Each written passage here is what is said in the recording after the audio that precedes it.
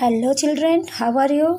I am Hindi teacher Kiran Mishra. जैसा कि previous video के ज़रिए आपने व्याकरण का सर्वनाम पढ़ा है, जिसमें बताया गया है इसके 6 भेद होते हैं। 3 भेदों के बारे में आप जानकारी प्राप्त कर चुके हैं। आज हम जानते हैं प्रश्नवाचक सर्वनाम के बारे में। जिन सर्वनामों से किसी व्यक्ति, वस्तु या स्थान के विषय में प्रश्न पूछे जाने का बोध हो, उन्हें प्रश्नवाचक सर्वनाम कहते हैं। इनके प्रयोग से वाक्य प्रश्नवाचक बन जाते हैं। आप उपर्युक्त पिक्चर में देखिए बच्चों, जो चित्र आपके सामने प्रस्तुत की जा रही है। 2 बच्चे आपस में बात कर रहे हैं, तुम्हारे हाथ में क्या है? अगले चित्र में यह कागज़ का गोला किसने फेंका है?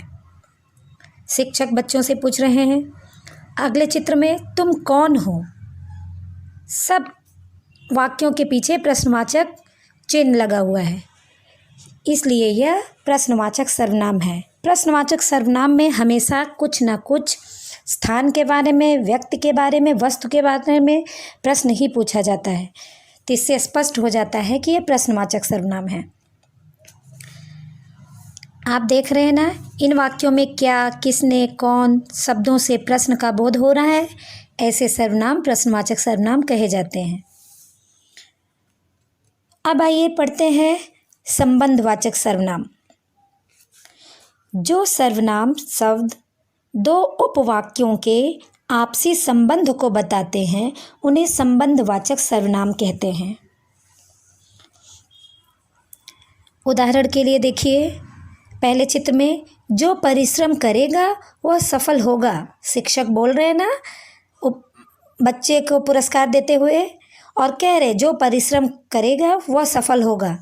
यानी 2 उपवाक्य है, जो और दूसरा वाक्य है वो सफल होगा। जो परिश्रम करेगा वह सफल होगा, जिसके बारे में बात हो रही है।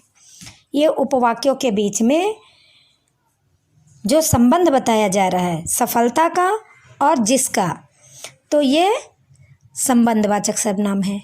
अगले चित्र में जिसे आपने बुलाया था वह बाहर खड़ा है, यानी आके चपरासी अपने साहब से बता रहा है कि आपने जिसको बुलाया था वह बाहर आके खड़ा है।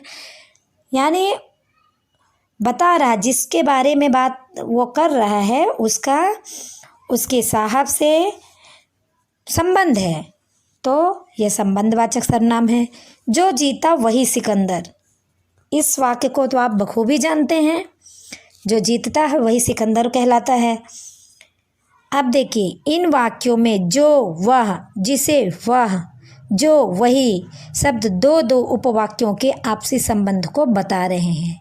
ऐसे सर्वनाम संबंधवाचक सर्वनाम कहलाते हैं। और संबंधवाचक सर्वनाम को सूचित करने वाले शब्द हैं जो, सो, जैसा, तैसा, जिसको, उसको, जिसने, उसका आदि। अब आइए जानते हैं अगला और आखिरी सर्वनाम, निजवाचक सर्वनाम। जिन सर्वनामों का प्रयोग कर्ता क्रिया में स्वयं के महत्व अथवा योगदान को बताने के लिए करता है, उसे निजवाचक सर्वनाम कहते हैं।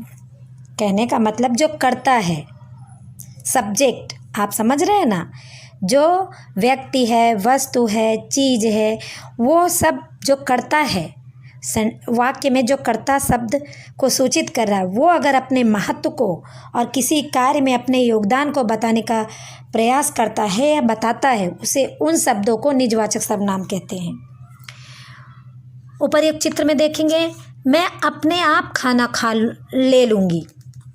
बच्ची कह रही है माँ से, मैं अपने आप खाना ले लूँगी। उसकी माँ खाना दे रही है तो अपने आप, यानी बता रही मैं ये काम कर सकती हूँ। दूसरे चित्र में विभोर कार का टायर खुद बदल लेता है। इसमें अपनी महत्व बता रहे हैं ना, कि मैं किसी मैकेनिक को नहीं बुलाता हूँ, मैं खुद बदल लेता हूँ, अपना महत्व बता रहे हैं। तीसरे चित्र में आप इसे स्वयं चला कर देखिए। मशीन वाला बोल रहा है, देखिए इतना अच्छा मशीन मैंने बना दिया है, यकीन नहीं है तो आप इसे स्वयं चला कर देखिए। इसमें भी बताया जा रहा है। तो ऐसे ही शब्द निजवाचक सर्वनाम कहे जाते हैं। इन वाक्यों में अपने आप, खुद, स्वयं, सर्वनाम क्रमशः मैं, विभोर और आपके स्थान पर प्रयुक्त हुए हैं और क्रिया में उनके निजी योगदान को बता रहे हैं। ऐसे सर्वनाम निजवाचक सर्वनाम कहलाते हैं।